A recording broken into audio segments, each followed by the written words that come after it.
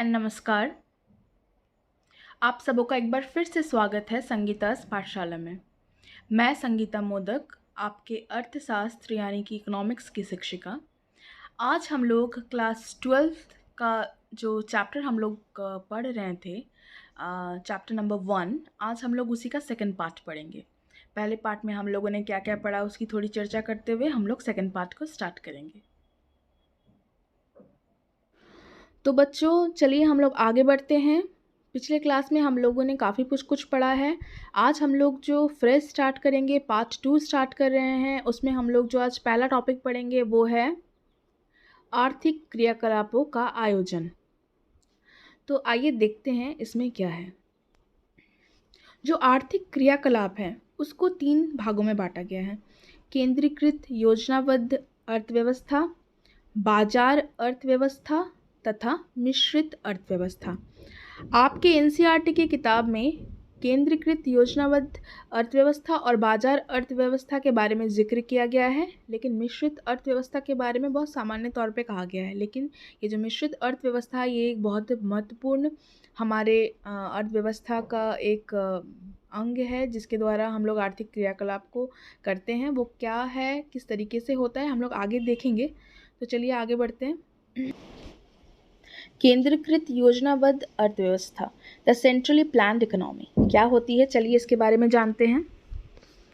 केंद्रीकृत योजनाबद्ध अर्थव्यवस्था के अंतर्गत सरकार का केंद्रीय सत्ता उस अर्थव्यवस्था के सभी महत्वपूर्ण क्रियाकलापों की योजना बनाती है। अर्थात ये जो केंद्रीकृत योजनाबद्ध अर्थव्यवस्था है, इसके अंतर्गत सारे जो अधिकार काम जो है वो कौन करती है?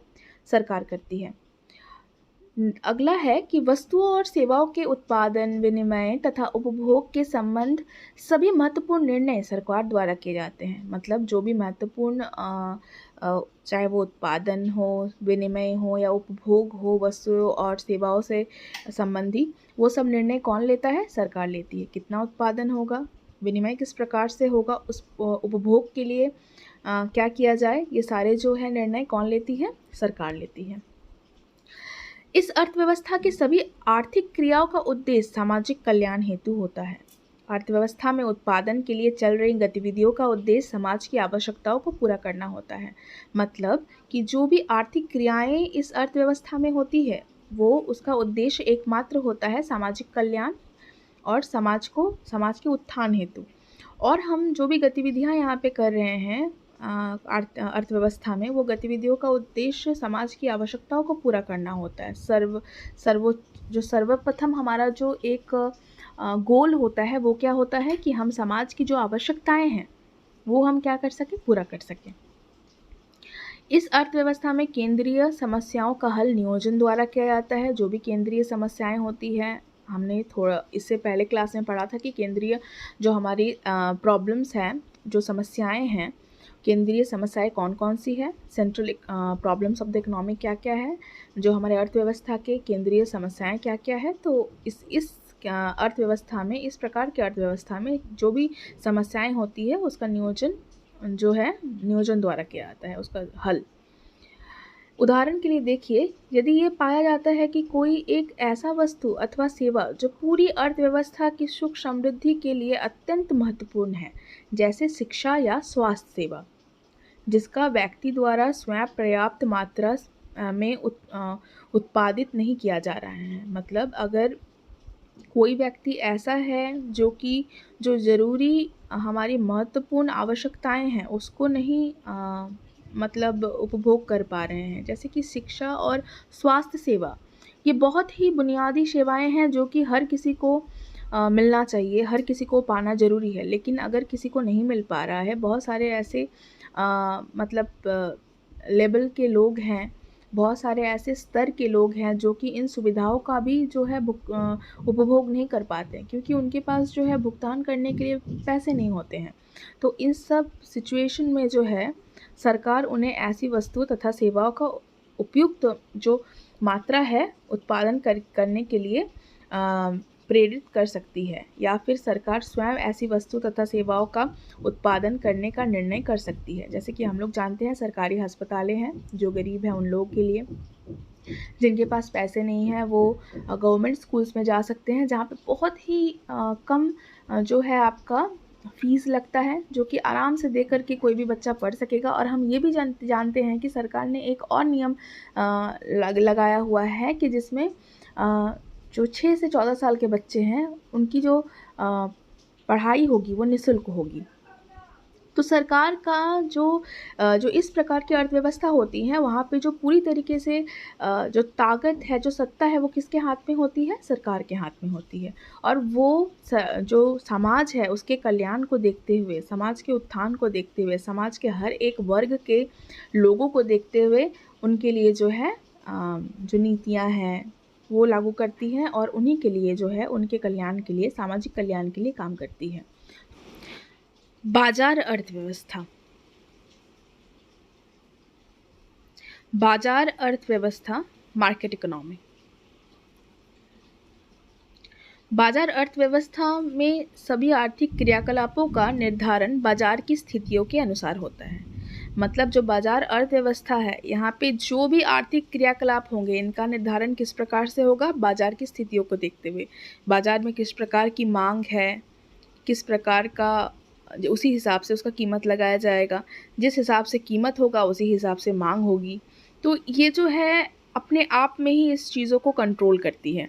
बाजार अर्थव्यवस्था में क्या है? आर्थिक क्रियाकलापों का निर्धारण बाजार की स्थितियों को देखते हुए होता है। बाजार उसको खुद निर्धारित करती है।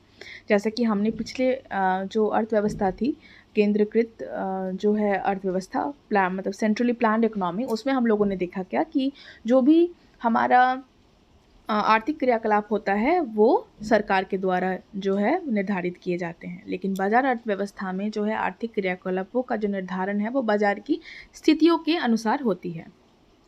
अब जो बाजार शब्द है, बाजार शब्द का अर्थ क्या है? बाजार शब्द बाजार के उस स्वरूप से भिन्न है जिसका हम आमतौर पर मतलब हम जो आमतौर पर बाजार को जिसको समझते हैं, हम आमतौर पर बाजार किसे समझते हैं?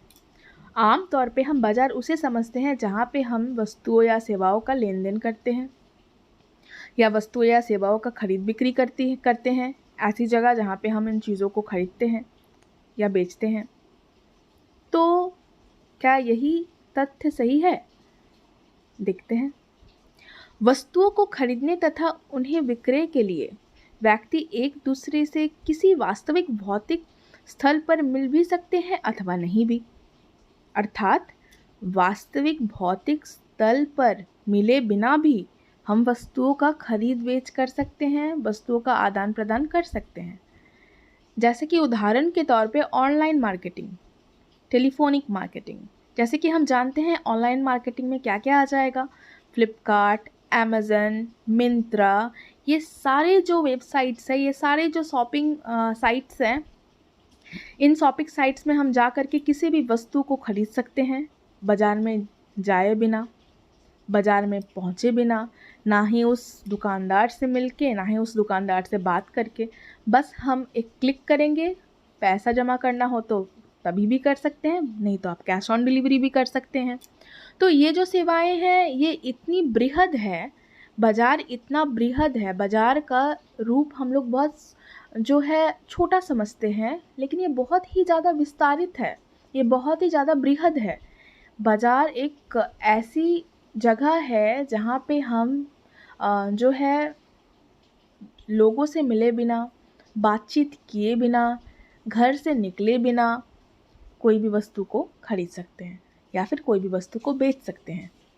जैसे कि मैंने अभी एग्जाम्पल के तौर पे ऑनलाइन मार्केटिंग दिया, टेलीफोनिक मार्केटिंग भी कह सकते हैं। हम फ़ोन के द्वारा ही ऑर्डर कर दिए और 2-3 दिन में मेरे घर में पैसा मैंने दिया और वो माल मुझे मिल गया। जो है उत्पाद, जो भी उन्होंने उत्पादित वस्तुएं थी उनकी, वो उन्होंने मुझे भेज दिया। तो यहाँ पे क्या हुआ? यहाँ पे हम लोगों ने बाज़ार का जो स्वरूप है थोड़ा भिन्न देखा। बाज़ार का मतलब सब्जी बाज़ार, फल बाज़ार, जैसे हम बाज़ार में जाके मार्केटिंग करते हैं वैसा नहीं देख करके हम लोगों ने यहाँ पे देखा इसका एक अलग सा स्वरूप, जिसमें कि हम लोगों ने देखा कि ये एक बहुत ही बृहद है, जहाँ पे ऑनलाइन मार्केटिंग जैसी बातें आती है, टेलीफोनिक मार्केटिंग जैसी बातें आती हैं। ठीक है, तो अब आगे चलिए। बाज़ार का स्पष्ट लक्षण वह व्यवस्था है जिसमें लोग निर्बाध रूप से वस्तुओं को खरीदने और विक्रय करने का काम करते हैं। हम लोग सब जानते हैं कि जो बाज़ार है वहाँ पे हम लोग क्या करते हैं, वस्तुओं को खरीदते या बेचते हैं। इस अर्थव्यवस्था में उत्पादन संसाधनों पर निजी स्वामित्व होता है। अर्थव्यवस्था में व्यक्तियों को संपत्ति रखने का उत्तराधिकार का अधिकार होता है। मतलब कि इस तरीके की जो अर्थव्यवस्था होती है, इस पे उत्पादन के जितने भी साधन होते हैं उनमें जो उस मतलब कंपनी का या फिर जो उत्पादन करता है उसका निजी स्वामित्व होता है। यहाँ पर सरकार का कोई हस्तक्षेप नहीं होता है। ऐसी अर्थव्यवस्थाओं में जो व्यक्ति का संपत्ति है उसको रखने व उत्तराधिकार भी तय करने का अधिकार होता है। लेकिन सरकार के द्वारा जो अर्थव्यवस्था चलाई जाती है, जो केंद्रीकृत अर्थव्यवस्था होती है, वहाँ पे इस तरीके की व्यवस्था नहीं होती है। किसी निजी को स्वामित्व नहीं दिया जाता है, सरकार के हाथ में सब होता है, लेकिन यहाँ पे सरकार का कोई हस्तक्षेप नहीं होता है। इस अर्थव्यवस्था में सभी आर्थिक क्रियाओं का उद्देश्य व्यक्तिगत लाभ कमाना होता है। इसमें उत्पादन केवल लाभ के उद्देश्य से किया जाता है और सामाजिक कल्याण को नज़रअंदाज किया जाता है। जैसे कि हम लोगों ने देखा कि जो केंद्रीकृत अर्थव्यवस्था है, मतलब सेंट्रली प्लान्ड जो अर्थव्यवस्था है, वहाँ पे क्या होता है कि सरकार सामाजिक कल्याण, समाज उत्थान, इन सब के लिए कार्य करता है। समाज के लिए जो हितकारी है वैसे काम करता है। लेकिन जो बाजार अर्थव्यवस्था है वो व्यक्तिगत लाभ कमाने के लिए काम करता है। यहाँ पे वो क्या करता है, सामाजिक कल्याण को नज़रअंदाज करता है। अगर आप उदाहरण के तौर पे लेना चाहेंगे तो बहुत सारे ऐसे वस्तुएं हैं जिनका उपभोग करने से लोग बीमार पड़ सकते हैं, जैसे तंबाकू, सिगरेट, अल्कोहल। तो इन सब चीज़ों का उत्पादन से समाज में कल्याण नहीं होगा, हानि होगा, स्वास्थ्य हानि होगा। लेकिन लोग फिर भी क्या करते हैं, इसका उपभोग करते हैं। उपभोग क्यों करते हैं? क्योंकि उत्पादन हो रहा है और इन सब चीज़ों का डिमांड भी काफ़ी ज़्यादा है। लोगों को पता है कि उन्हें तकलीफ़ होगी, वो बीमार पड़ेंगे, लेकिन फिर भी वो क्या करते हैं, इन वस्तुओं का उपभोग करते हैं। लेकिन इन वस्तुओं का जो है उत्पादन में भी कोई रोक टोक नहीं है, फिर भी उत्पादन हो रहा है। अब हम लोग देखेंगे सकारात्मक तथा आदर्शक अर्थशास्त्र किसे कहते हैं, यानी कि पॉजिटिव एंड नॉर्मेटिव इकोनॉमिक्स हम किसे कहते हैं। किसी अर्थव्यवस्था की केंद्रीय समस्याओं को सुलझाने के लिए एक से अधिक विधियां होती हैं। हमें किसी भी अर्थव्यवस्था में जो समस्याएं होती हैं उसे सुलझाने के लिए एक से ज़्यादा विधियों की आवश्यकता होती है। सकारात्मक जो अर्थव्यवस्था है यानी कि अर्थशास्त्र है, पॉजिटिव इकोनॉमिक्स, वो क्या है ज़रा देख लेते हैं। सकारात्मक आर्थिक विश्लेषण वह है जिसमें हम यह अध्ययन करते हैं कि विभिन्न तंत्र किस प्रकार से कार्य करते हैं। इसे हम विश्लेषणात्मक अर्थशास्त्र भी कहते हैं। अर्थात जो सकारात्मक अर्थशास्त्र आर्थिक विश्लेषण है, इसके अंतर्गत हम क्या करते हैं, हम विभिन्न तंत्र का अध्ययन करते हैं कि वो कार्य किस प्रकार से कर रहे हैं। ठीक है, और इसे हम इसीलिए कहते हैं क्या कि विश्लेषणात्मक अर्थशास्त्र यानी कि पॉजिटिव इकोनॉमिक्स। और आदर्श अर्थशास्त्र यानी कि नॉर्मेटिव इकोनॉमिक्स। आदर्श अर्थशास्त्र से हमारा अभिप्राय उस अध्ययन से है जिसका संबंध सीधे तौर पर आदर्शों से होता है। आदर्श आर्थिक विश्लेषण के अंतर्गत हम यह समझने का प्रयास करते हैं कि विभिन्न कार्य विधियां हमारे अनुकूल हैं भी या नहीं। हम सकारात्मक जो अर्थशास्त्र है उसके द्वारा जो कार्य कर रहे हैं, जो तंत्र अपना रहे हैं, हम आदर्श अर्थशास्त्र में देखते हैं कि जो ये अपनाया गया तंत्र है क्या ये सही है भी या नहीं। इसे हम नियोजन अर्थशास्त्र भी कहते हैं। ठीक है, अब हम लोग यहाँ पे देख पा रहे हैं कि सकारात्मक अर्थशास्त्र और आदर्श अर्थशास्त्र यानी कि पॉजिटिव इकोनॉमिक्स और नॉर्मेटिव इकोनॉमिक्स, इसमें हम लोगों ने थोड़ा सा और सरल इसे समझाने के लिए थोड़ा सा इसका डिस्टिंक्शन देख लेंगे कि सकारात्मक अर्थशास्त्र में जो कथन है वो भूत, वर्तमान तथा भविष्य से के संबंधित आंकड़ों तथा तथ्यों पर आधारित होता है। और जो आदर्श अर्थशास्त्र होता है यानी कि नॉर्मेटिव इकोनॉमिक्स, वो क्या करता है, वो समस्याओं, जो भी हमारी आर्थिक मुद्दे हैं, आर्थिक समस्याएं हैं, उस पर जो अर्थशास्त्रियों का विचार है उससे संबंधित होता है। अब जो सकारात्मक अर्थशास्त्र है, इसमें कथन क्या था, क्या है तथा क्या होगा इससे संबंधित होता है, और आदर्श अर्थशास्त्र में जो कथन है वो क्या होना चाहिए इससे संबंधित होता है। अगला पॉइंट देख लीजिए, इस विश्लेषण में हम तथ्यों की जांच कर सकते हैं क्योंकि ये तथ्यों और आंकड़ों पर आधारित होता है, और जो आदर्श अर्थशास्त्र है यानी कि नॉर्मेटिव इकोनॉमिक्स, इसमें हम लोग तथ्यों की जांच नहीं कर सकते हैं क्योंकि ये कथन पर आधारित होता है जिसमें सत्यता की जांच करना मुश्किल है।